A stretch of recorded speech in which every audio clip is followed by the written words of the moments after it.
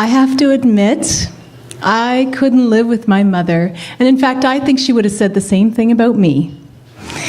But surprisingly, our relationship deepened as she was dying from cancer at a very young age of 55.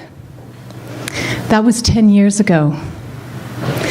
And her dying process taught me so much about living deeply, passionately, and purposefully than anything else I had ever learned up until that point.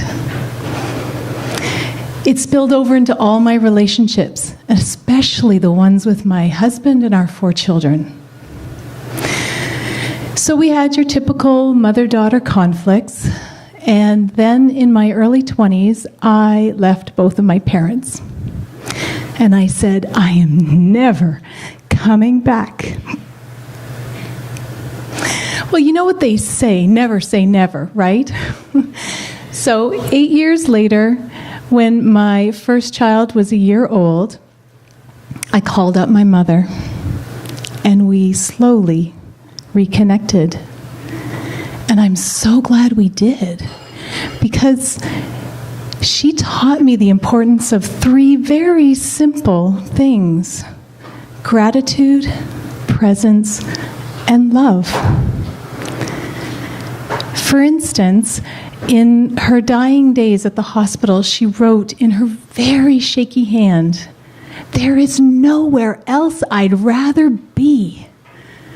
Can you imagine? I went to visit her, and I asked her how she was doing.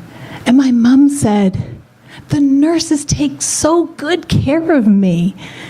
They wake me up in the morning, they change my diaper, and they feed me. At night, they give me a bath, they powder me all up, and they tuck me into bed."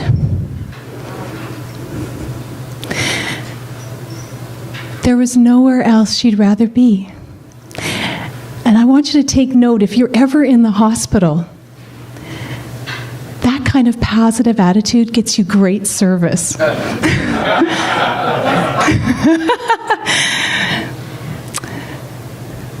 When we'd go to visit, there was so much to be grateful for.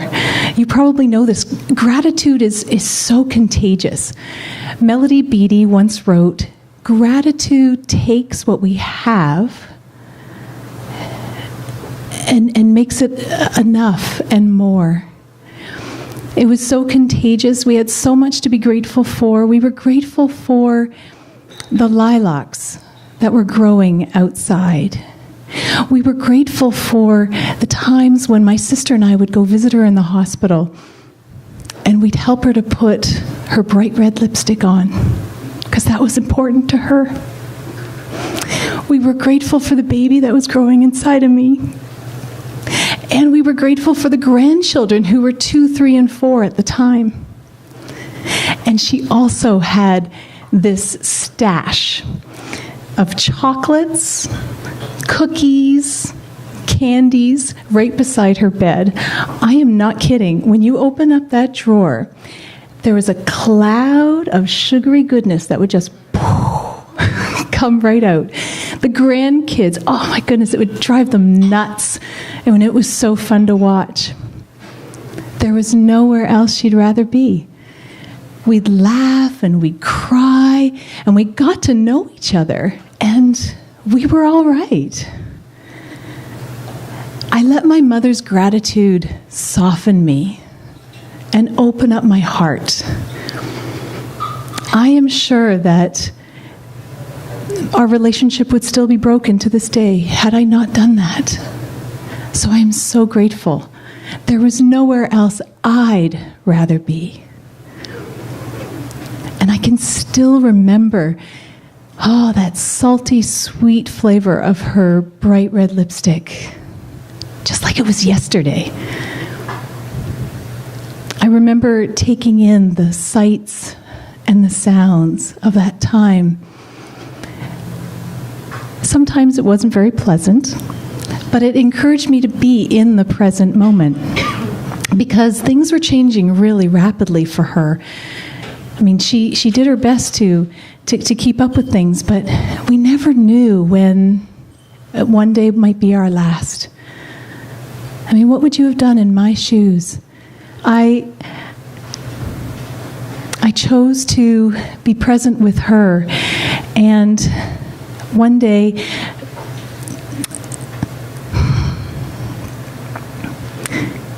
she was just grappling with all the changes that were going on in her body. And as she tried to calm and stay present with herself, she would say the Serenity Prayer. You probably know it. It's, God, grant me the serenity to accept the things I cannot change, the courage to change the things I can, and the wisdom to know the difference. It's a 12-step program prayer. Yeah, you know it. My parents were heavily involved in 12-step programs. And they also have a slogan. One day at a time. That was my mother's favorite song. And that's what we had. One day at a time. I don't know about you, but sometimes I forget that. For instance, one day I was visiting her in the hospital, and it was a great visit, but she had fallen asleep, as she often did, towards the end, and I left to go home. And in my drive home from Brampton to Guelph, I felt all right, but when I got home, I thought, geez, what if I never see my mom again and I didn't get a chance to say goodbye? Is that how I want it to end? And I didn't feel really comfortable with that. I thought I better call her. But of course I was really torn. Should I say something? How am I going to say it? And, really, I could have just decided not to say anything, right? She wouldn't have known. I decided to call. Hi, Mom. It's Wendy. How are you doing? She said, oh, I'm fine, sweetheart. I had a really good nap. How are you doing? I said, oh, I'm good. I had a good ride home. Oh, I had such a great visit with you today. It was good to see you. She says, me too. And I said, this is really awkward, but I really like to say goodbye to you every time we see each other, because I never know if we'll see each other tomorrow. And I'm really sorry I didn't say goodbye. And she said, oh, sweetheart, thank you so much. That is so thoughtful. Wow. She wasn't offended at all. She got it. Presence turned separation into closeness, and fear into love. And there were so many ways for us to show our love for each other and to fall in love. Those times when I would help my mom with her lipstick, the times when we would read prayers and stories, and we'd hang out. I'd brush her teeth, maybe offer her a neck massage or a foot massage. That was really sweet too. And of course there was music. And I swear by the look on my mother's face, I think chocolate means love too.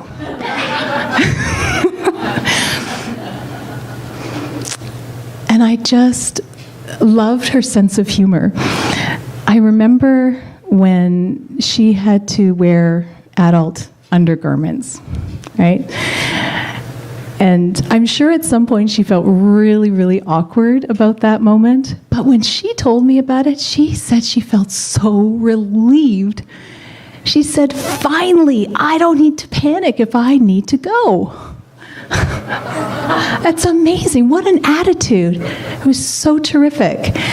And I remember my dad said, when Mom tried on her disposable undies, she proudly stood in front of her bedroom mirror, and she sang, as in the commercial, I'm a big kid now. Can you believe that?